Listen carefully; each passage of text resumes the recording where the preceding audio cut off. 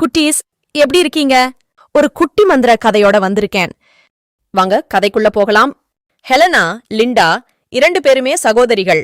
ஆனால் அவர்களது அம்மா வேறு. லிண்டாவின் அம்மா ஹெலனாவிற்கு சித்தி.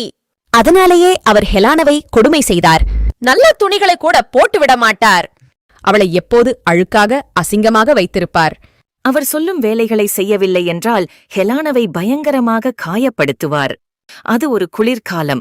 ஸ்ட்ராபெரி எங்குமே கிடைக்காது என்பதை தெரிந்தும் ஹெலானாவை எங்கு கிடைத்தாலும் பரவாயில்லை, நீ ஸ்ட்ராபெர்ரி இல்லாமல் வீட்டுக்கு வரக்கூடாது என்று கொட்டும் பணியில் காய்ந்த ரொட்டி துண்டுடன் பேப்பராலான உடையை அணிவித்து அனுப்பினார். ஹெலனா நடுங்கிக் கொண்டே வீட்டை விட்டு வெளியே நகர்ந்தாள். கால்களில் நல்ல செருப்பு கூட இல்லை. இருந்தாலும் ஸ்ட்ராபெரியை தேடி அலைந்தாள். தூரத்தில் சிறிய குடிசை இருப்பதை பார்த்த ஹெலனா அந்த கதவை தட்டினாள். உள்ளே நூல் சித்திரக்குள்ளர்கள் இருந்தார்கள்.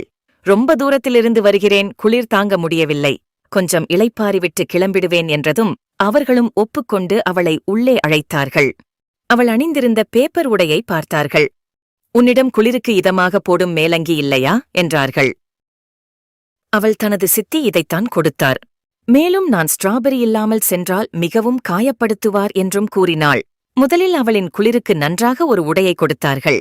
பின்னர் தீயை மூட்டி குளிர்காய சொன்னார்கள் அந்த மூவரும்.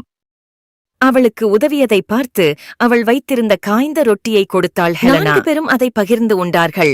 ஹெலனா, சரி நான் கிளம்புகிறேன், இப்போது நலமாக இருக்கிறேன் என்றாள். மேலும் அவர்களுக்கு நன்றி கூறி அங்கிருந்து கிளம்பினாள். அப்பொழுது சித்திரக்குள்ளர் ஒருவன் வந்து ஒரு துடைப்பத்தை கொடுத்து போகும் வழியில் இதை வைத்து துடைத்து செல் என்றான். அவளும் அதை செய்தாள். அவ்வளவுதான், வழியெங்கும் அவளுக்கு ஸ்ட்ராபெரி கிடைத்தது. அவள் நடக்க ஒரு சித்திரக்குள்ளர் அவள் அழகான பெண்ணாக நன்றாக உடை அணிந்து எப்போது இருக்க வேண்டும் என்றான். கடைசி சித்திரக்குள்ளன் அவளுக்கு ஏற்ற அழகிய ராஜகுமரன் அவளை திருமணம் செய்ய வேண்டும் என்றான். கடைசி சித்திரக்குள்ளன் அவளுக்கு ஏற்ற அழகிய ராஜகுமரன் அவளை திருமணம் செய்ய வேண்டும் என்றான். அதுபோலவே அவள் மாறினாள். இன்னொரு சித்திரக்குள்ளன் அவள் பேசும் அன்பான வார்த்தைகளுக்கு தங்கமாக கொட்டும் என்றான். கொஞ்ச நேரத்தில் வீட்டை அடைந்தாள் ஹெலனா. பேப்பருடையில் போனவள் புத்தாடையில் வந்து இருக்கிறாளே என ஹெலானாவை கேட்டார். அவளும் நடந்ததை கூறினாள். தனது மகளான லிண்டாவை அனுப்ப முடிவு செய்தார் சித்தி. ஹெலனா வாயிலிருந்து தங்கமாக கொட்டியது. சித்திக்கு ஆசை பேராசையை உருவெடுக்க லிண்டாவை அந்த குளிருக்குள் அனுப்ப முடிவு செய்தார். லிண்டாவிடம் நல்ல ராஜபோக உணவை கொடுத்தார் அவளது அம்மா. மேலும் நல்ல குளிருக்கு இதமான உடையை அணிவித்தார். ஹெலனா லிண்டாவிடம் கனிவாக நடந்து கொள் என அறிவுரை சொன்னாள். லிண்டா அங்கிருந்து புறப்பட்டு சித்திரக்குள்ளர்கள் இருப்பிடத்தை அடைந்தாள். அவர்கள் கதவை திறந்ததும் எதுவும் சொல்லாமல் உள்ளே நுழைந்தாள்.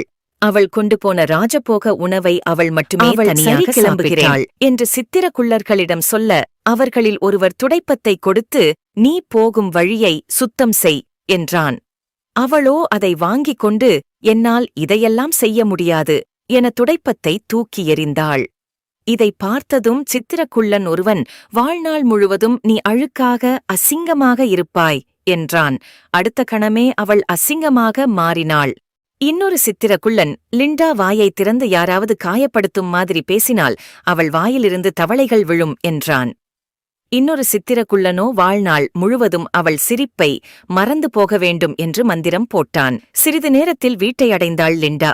அவளை பார்த்த அம்மா மிகவும் வருத்தப்பட்டாள்.